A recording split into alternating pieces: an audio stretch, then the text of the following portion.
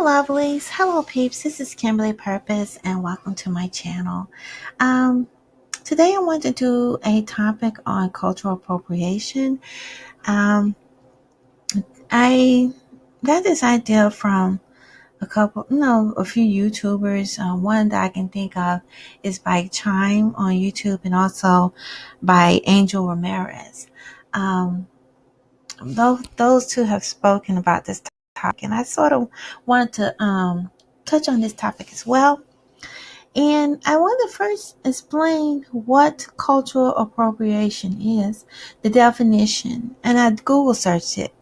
Um, According to the Wikipedia, cultural appropriation, often framed as a cultural misappropriation, is a concept of sociology dealing with the adopted elements of a minority culture by the member of the dominant culture. It is distinguished from equal cultural exchanges due to the presence of colonial element and imbalance of power.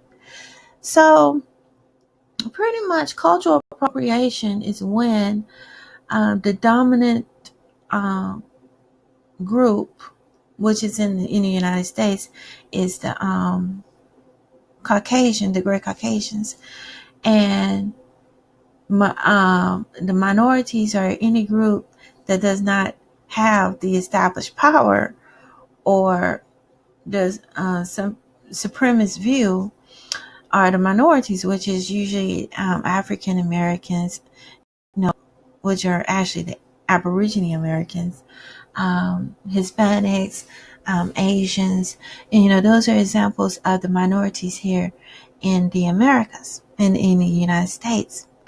And it's when the dominant culture take recognition of and use a minority culture or heritage to benefit themselves in a way they gain financial gain, and also as a way of taking it and twisting it and trying to make it be their own, and don't give any reference to or acknowledgement to the minority group that were the creators of the particular culture. For example, like hip hop in the U.S., or rock and roll music, which is oftentimes giving praise to the European Americans, but in actuality, it stemmed from African American Aboriginal cultures here in the Americas. So I saw another definition down here, which was quite interesting. And another definition is cultural of, uh, well, this is another concept they have here. It has cultural appreciation. Cultural appreciation is the element of culture that is used with the honoring of the source that came from. It is important that appreciation involves respect and value. And that's what's needed. And that's what the minority groups is expecting for cultural appropriation, from the from the majority, is to, instead of using cultural appropriation, they should use cultural appreciation, where they give recognition or homage to the minority group that actually created whatever culture or heritage that you're borrowing from. And whereas if it's in the media, or any kind of sort that a way is used, just admitting or acknowledging the fact that it came from the minority group. But anyway, I'm not going any further. I hope I didn't get anybody confused, but I was just trying to read these two definitions, and I think the problem is cultural appropriation, but the solution is cultural appreciation. And that's what minority groups are looking for. I'm going to bring y'all over here. This is the article I was looking at, and it goes further into details about cultural appropriation. And according to this article, is the title of this article is 7 Things You Might Not Realize Cultural Appropriation that are. And it's written by Mia Mercado, and it was published on May the 30th, 2017. It was published on Boston.com. It says, if you look for a hard line on what constitutes cultural appropriation, what does not, I unfortunately don't have the answer. You see, when you look at the example of cultural appropriation, comes a point where lines get blurry. Cultural appropriation and cultural exchange are vital parts of any culture. Borrowing is not inherent, is not bad. However, it becomes a problem when appreciation becomes fetishized, when exchange is one-sided, or when culture are reduced to a single stereotype. Cultural appropriation is complicated, which is all the more reason why we need to be talking about it. And it does. It does. The reason I believe, especially I can speak from being an Aboriginal, American Aborigine, aka African American, how it this cultural appropriation have been a problem that goes way back. It's not something that just happened recently. It's something that goes way back, to the point where we feel like we're being completely erased, and we are literally, because the reason why we say that is because on my channel I pretty much talk about the American Aborigines. Talk about our history, our heritage, the history that's oftentimes overlooked and erased in the American classroom, in American history books. We oftentimes don't hear about our indigenous roots as being Indians here. We were already over here. And oftentimes in the history book, they do not acknowledge the fact that there were Aboriginal people here, people with afros, people that look just like me, the same color. Copper colored race, copper colored people are us. And oftentimes that is not included in the history book. That is an example. Instead, the gray Caucasoids and half-breeds pretty much have that our has taken form of most of our identity. And, we're oftentimes overlooked. And stereotypes, I could see how she talking about stereotypes. Instead, the stereotype us as only being slaves, and they want to keep this narrative going through propaganda throughout the media that we were nothing but slaves. When in actuality, the story has been twisted. We were already over here. The slave trade has been told in reverse. And they don't acknowledge the fact that a lot of the indigenous people were thrown into slavery. And so what they did was they stripped us of our indigenous roots and our heritage. And then they appropriated our heritage as indigenous people to the point, and then erased our history. And then the majority people, which are the Europeans, came in and put their name as being indigenous and putting their names as the American, and taking our heritage, our native tongue and everything away from us, to the point where we're not even recognized anymore. And this is an example. This happened hundreds of years ago, several centuries ago. And due to the cultural appropriation that took place by colonialism, which that definition I mentioned to you, where it stems from, cultural appropriation pretty much stems from the colonial period in which Europeans came here into the Americas and took over and stripped the real indigenous people, which is us, the American Aborigines, the AKA African Americans, of our birthright, our heritage of being indigenous here. And so I think that's why we get very upset when people, take our ideas, our hairstyles, we created bras braids and all these beautiful hairstyles, and dreadlocks. And yes, I'm going to say it, dreadlocks too, stems from Africa. And all these and also in the Americas, because indigenous people, the Aboriginal Americans also wear dreadlocks, and to the and braids as well. And all that has been pretty much, I'm gonna go into that later on, you know, and then all the Native American outfits and stuff, and then us being told when we go to work or in the classroom, we're not allowed to embrace our heritage. Wear our hair is the same way that we want to, can't dress a certain way, because they want us to blend in and assimilate um, into the norm of majority rule, which are the great Caucasians. And so in order for us to fit in, to get jobs, or to even find work in anything, we had to assimilate into their culture.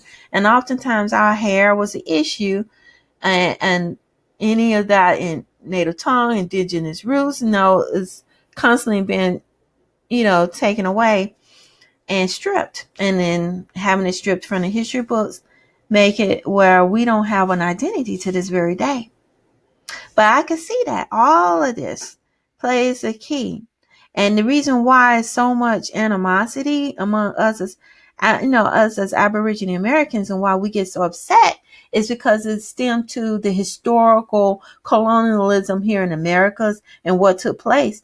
And even the colonialism globally that took place by the Europeans taking over all the lands that were once um, belong to the Aborigines, you know, and has really been stripped. But let's continue. I can go on and on about that.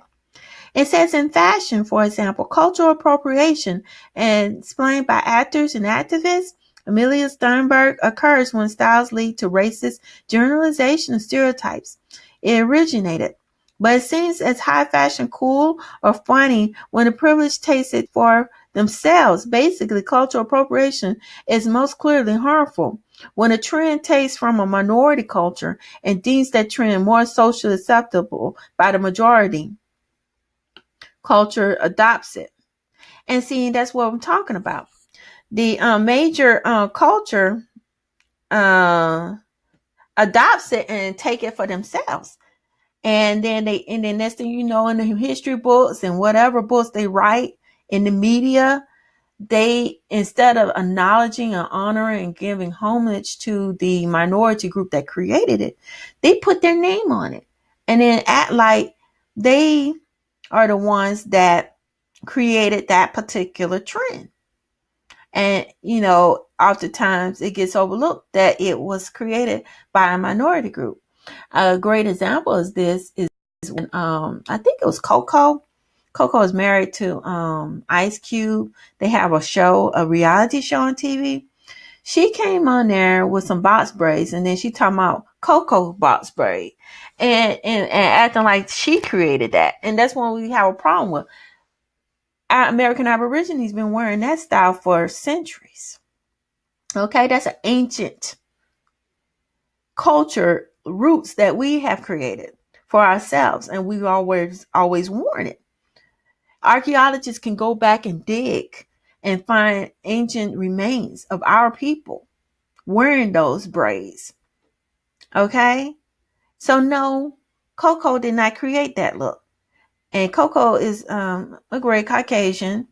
Just because you married to um, an Aborigine man or a half breed. I don't think he's fully black, Ice Cube, but anyway, just because you're married to a half breed doesn't necessarily mean, or an Aborigine person, American Aborigine, doesn't necessarily mean that you have the right to cultural appropriate. And that's another thing that we see a lot of by great Europeans. Just because you're married to them, to an Aborigine, aka African American, that don't mean that you can just come in and just say that you created something that you had nothing to do with in the first place.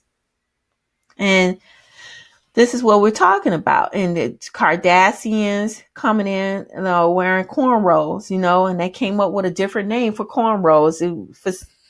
long time we called it cornrows, but then they come in and put it on their hand. Oh, it's fashionable. They make money on fashion magazines and get paid. And then she said, oh, I created this look.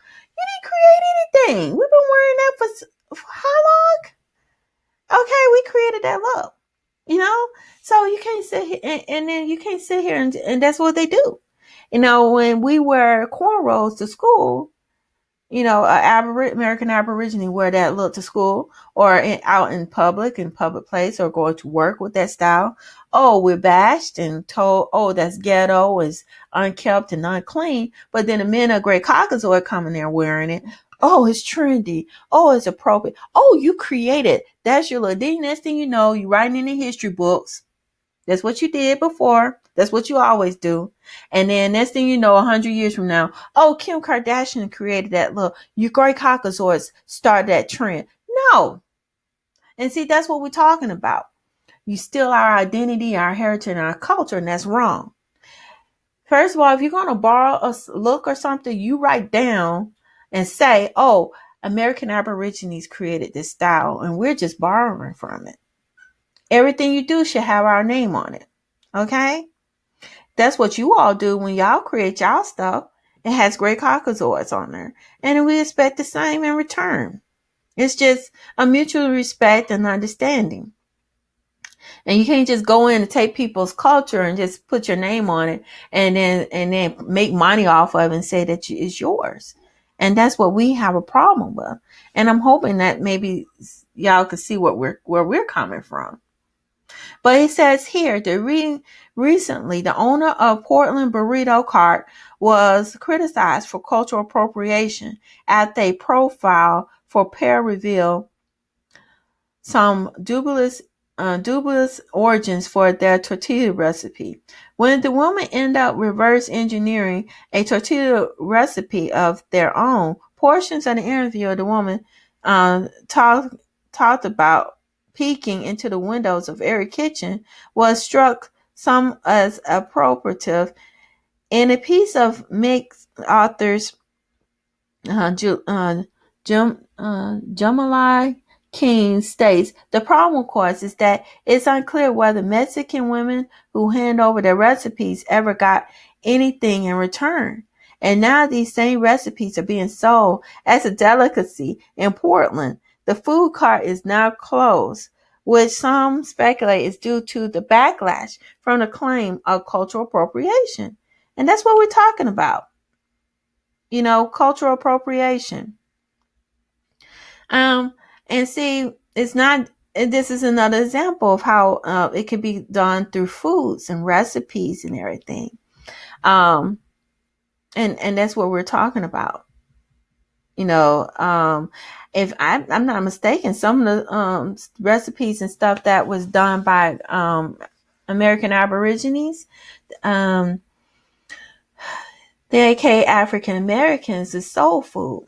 I think here in Georgia, I don't know if y'all heard of chitlins, but there's some restaurant owners that, use the recipe of some of the, AKA African Americans, for these recipes, and, created restaurants under the,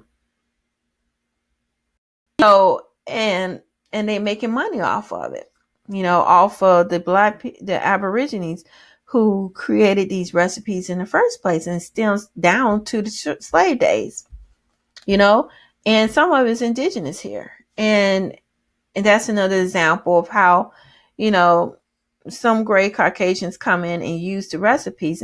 And when they don't acknowledge the fact that it stems from the indigenous people here, then that's a form of, of appropriation, and I can see here in this article how that's a form of appropriation, stealing people's recipes and food culture and everything. But nobody goes in and steal French culture, French food. If you go to a French restaurant, there's like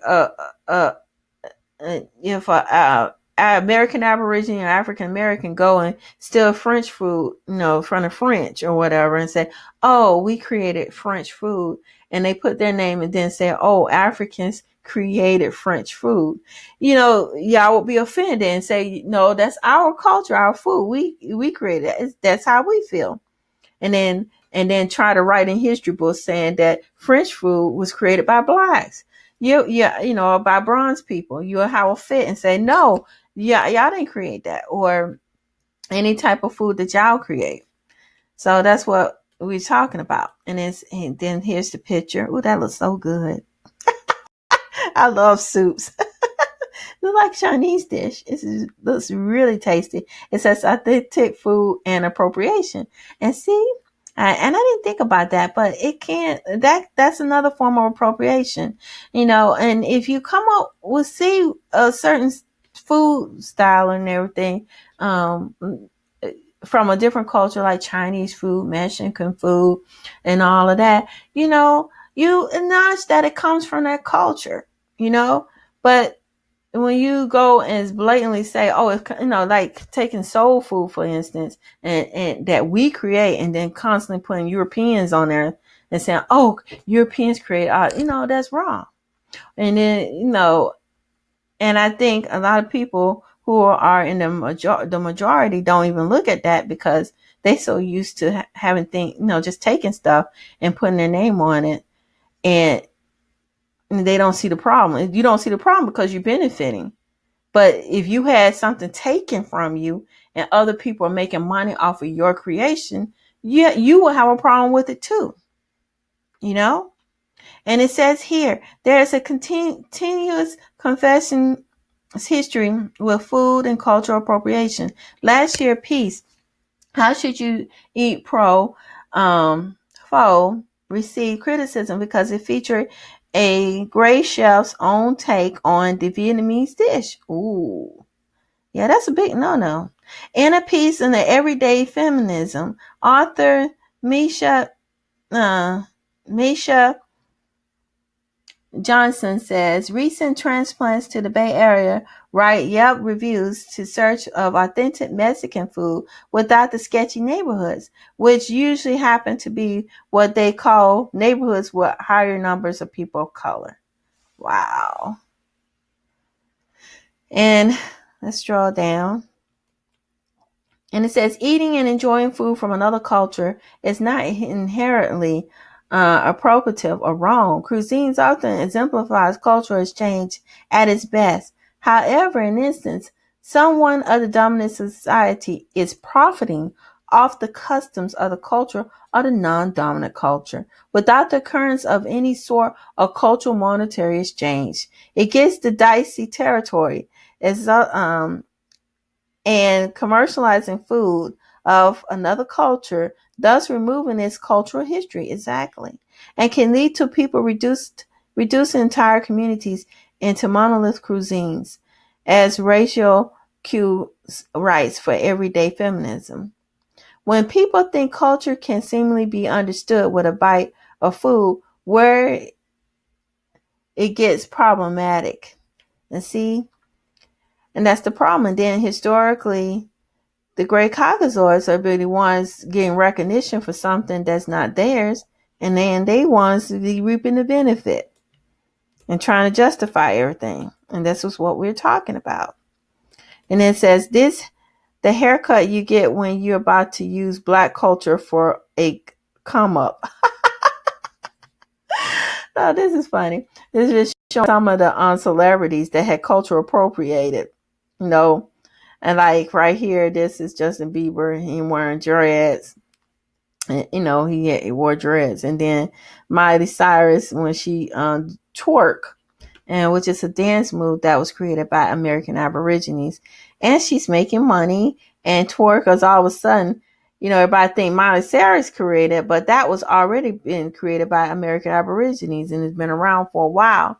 But when American Aborigines did it, they considered, oh, ghetto and trashy. But when she would do it as a great Caucasoid, oh, it's trendy, it's hot, it's great. And then she's making all this money. But yet the original people who created it don't get anything. you know, and then they're shown as being stereotypically as trashy, while she gets praises for for the dance move, and then she gets money.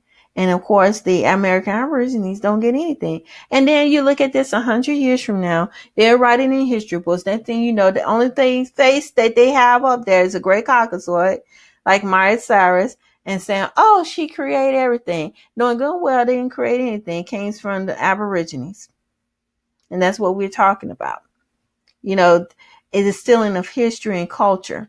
That's how deep this crap is. Cultural appropriation is the beginning part of stealing other people's identity and culture. And then next thing you know is a trend of them taking the money and the resources and the history and the identity from the minority group. And the minority group don't get anything. And they don't even get no recognition. Then the history is already being taken and stripped. And then the Great Caucasoids put their name on it and then act like it's theirs. And that's what we have an issue with. And then it comes down to the music. Musical appropriation goes way back. It's frankly fairly easy to find examples of artists using cultures outside of themselves for the sake of um, achieving a certain look.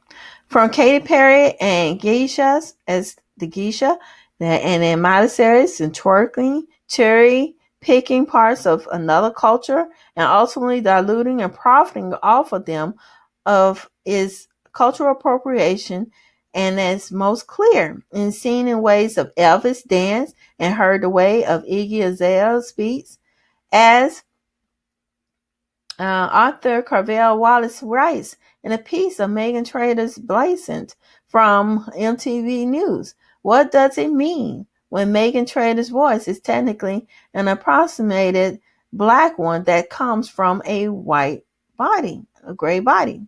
So, you see what I'm saying? And just like if y'all know Elvis Presley, he did Hound Dog. That's what, you ain't nothing but a hound dog. That song, when they played that song, he admitted that he got it from Aborigines, but the society don't acknowledge it, and that he got that from a black woman who sung that song. And I think she sung it as a blues or something like that. But he stole that music from her. And if you hear the music side by side, you can tell it's the same song. It was just rewritten. They just used it again. And that's a form of plagiarism and stealing. Back then in the 50s and 60s, 40s, 50s, and 60s, they were always stealing Aboriginal music and songs, all the time. Like, for example, Chuck Berry did a song. His came out first. He wrote it. It was produced and everything. But then next thing you know, the Beach Boys went and took I think it was the Beach Boys. Don't take my word for it, but I think it might be the Beach Boys. They came, took the same song and released it to the main people because, Great Caucasoids want to support themselves. And so, of course, but the song was originally by an Aborigine, which is Chuck Berry. Chuck Berry, if I'm not mistaken, he said that he's indigenous. He knew. When they did the movie about his life, he said that he was an Indian. I think he even had some sort of identity card or something showing that he was from the reservation. But they reclassified him. And he had proof that he was indigenous. But they reclassified him as being black, being Aboriginal, being black. They did that with a lot of the indigenous people here. Reclassified us, which is a big atrocity for us. And, and why it's been so hard for us to have much of an identity, because a lot of it has been stripped from us. And cultural appropriation is the prime example of how it was done. It showed how they erased us. They erased us out of history books, out of the media, out of society. They pretty much erased us. And then they took a name, of us being Indian here, and reclassify all of us as being black. And then all the culture and everything that was taking place that we had was taken. One way they did is through cultural appropriation, taking it, and the great caucasoids coming in, putting themselves up there trying to say that they the Indians and calling themselves the Americans when everybody knows that's not true. Well, it's obvious they're not indigenous here. They're from Europe. And so, and that's how they did it, through cultural appropriation. Then we weren't allowed to wear our hairstyles, you know, and then talking about it's unclean and it's not right because they don't want us to return to our indigenous roots and our heritage. That's exactly what that is. But it says here, the problem often lies in the fact